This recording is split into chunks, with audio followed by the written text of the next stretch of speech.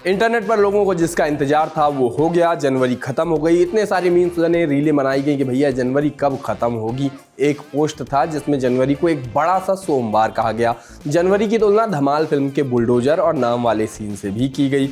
Actors और characters की जवानी और बुढ़ापे की तस्वीर अपलोड करके लिखा गया कि जनवरी की शुरुआत में मैं ऐसा दिखता था और अंत होते होते ऐसा दिखने लगा हूँ। लेकिन अब आप चैन की सांस लीजिए, जनवरी खत्म हो गई है।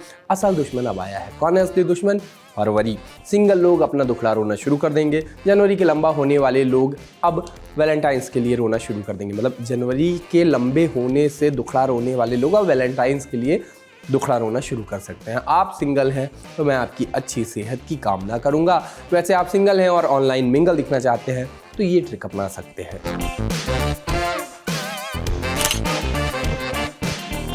हाय, मेरा नाम है आशीष और आप देख रहे हैं दी लल्लन टॉप। एक बार फिर शुरू है हमारा प्रोग्राम जिसका नाम है सोशल लिस्ट। सबसे पहले बताएंगे आज के शो में क्या है खास।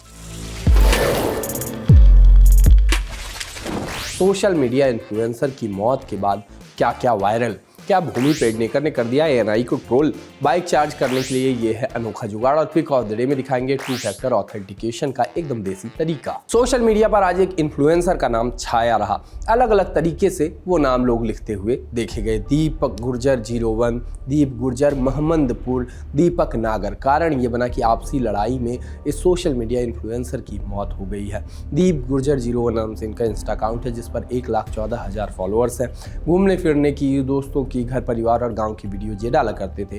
कुछ वीडियोस तो करोड़ों में भी चले थे। ग्रेटर नोएडा के मोहम्मदपुर गुर्जर गांव में 28 जनवरी को दीपक को उसके दोस्तों ने पार्टी के नाम पर शराब पीने के लिए बुलाया। वहीं लड़ाई हुई और किसी ने दीपक के सिर पर पंच मार दिया। वहां से दीपक घर गए लेकिन 1-2 घंटे बाद ब्लड क्लॉटिंग के चलते तबीयत खराब हुई। अस्पताल ले जाने पे उनकी कुछ समय के बाद मौत हो गई। सोशल मीडिया पर खबर फैली तो दीपक के फैंस उनके इंस्टा अकाउंट तक पहुंचे। किसी ने लिखा एक और शेर चला गया हमारे बीच से। जिन्हें पूरा मामला नहीं पता चल पाया वो लिखते मिले कि कोई तो बता दो क्या हुआ भाई को। लोग क्या हुआ, कैसे हुआ, इस पर भी बातें करते मिले। यूट्यूब पर भी इस मामले से जुड़े तमाम वीडियो चले। कुछ यूट्यूबर्स ने दूसरे मौकों की तस्वीरें, दूसरी मौतों की तस्वीरें इस खबर के साथ चला दी। वहीं कुछ लोग तो डेड बॉडी की तस्वीरें दिखाने से भी नहीं हिचके। कुछ वीडियोज में व्यूज के लिए फूट फूट कर रोई गर्लफ्रेंड, पत्नी का रो कर बुरा हाल, ऐसी चीज़ें चला दी गई और अलग अलग मौकों की तस्वीरें लगा दी गई जिसका इस मामले से कोई लेना देना नहीं था। एक वीडियो में बड़े मिसलीडिंग तरीके से ये तक दिखाया गया कि रणबीर कपूर भी दीपक के अंतिम संस्कार में पहुंचे थे। अपनी एक फोटो पर दीपक नागर ने लिखा था कि मेरे अपने ही एक दिन मुझे अपना बना के खा जाएंगे। अब लोग लिख रहे हैं कि ये बात सच हो गई है। आज भाई की जो बोला है, भाई ने अपने ही अपना बना के खा गए आज भाई को। इस तस्वीर पर तमाम लोग यही कॉमेंट कर रहे हैं कि अपने ही भाई को खा गए। भूमि पेडनेकर की नई फिल्म आ रही है। फिल्म का नाम है भक्षक। इस फिल्म में भूमि जर्नलिस्ट का किरदार निभा रही है। फिल्म का ट्रेलर तो आपने देख ही लिया होगा। नहीं देखा है तो यूट्यूब के एड्स, मीम पेजेज और ये सारी कायनात मिलकर आपको ट्रेलर दिखाई देंगे। हम बात करने वाले हैं एक ट्वीट की। दुनिया के सबसे बेहतरीन और एडवांस कैमरे से तस्वीरें लेने वाली न्यूज एजेंसी को भूमि ने इंटरव्यू दिया, जिसके बाद भूमि की बात को एएनआई डिजिटल के अकाउंट से ट्वीट किया गया। लिखा गया कि आसान पेशा नहीं है, सत्ता में बैठे लोगों से सही सवाल पूछने के लिए साहस की जरूरत है। भक्षक फिल्म में पत्रकार की भूमिका निभाने पर भूमि। बस इतनी सी बात थी कि लोग उल्टा एएनआई को ही ट्रोल करने लग गए। लिखा गया कि वो यानी भूमि एएनआई को उनकी जॉब याद दिला रही हैं। ऐसा भी लिखा गया कि एएनआई खुद एएनआई को ट्रोल कर रहे हैं।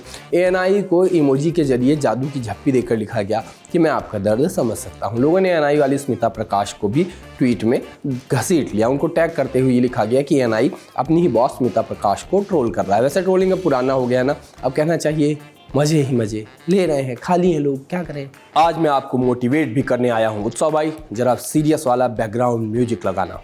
लग गया ना? ठीक है।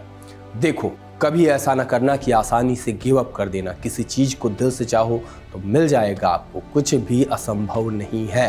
क्यों कह रहा हूँ मैं ऐसा?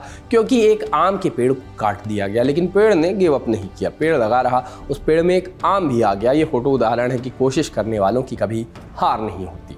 इलेक्ट्रॉनिक बाइक्स का क्रेज बढ़ता ही जा रहा है। देखने में आपको ये कूल या अनकूल लग सकता है लेकिन एक बात तो है, इनको चार्ज करना एक अलग लेवल का सिरदर्द है। इंसान जिसको फ़ोन लगाने का सॉकेट नहीं मिल रहा है, वही इंसान अब चाह रहा है कि बाइक भी चार्ज हो जाए, बाइक चार्ज करने के लिए सॉकेट मिल जाए। असंभव की आशा करना तो वैसे भी इंसान की फितरत रही है, लेकिन एक जन ने चार्जिंग के लिए ऐसा जुगाड़ लगा लिया कि घर से ही सीधा चार्ज हो जाए इनकी बाइक। देखिए कैसे।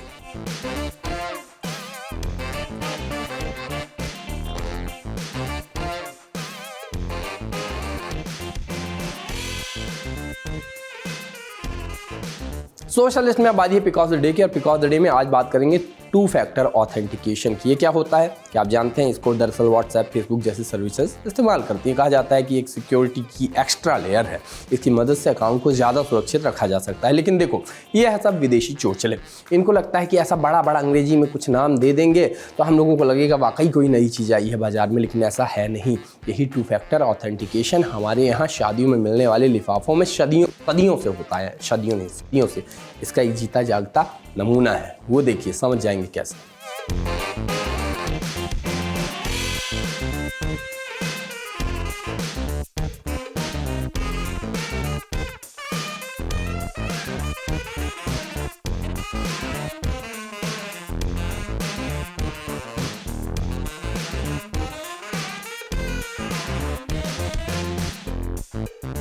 बाकी आज के सोशल लिस्ट में इतना ही, हम चले टाटा।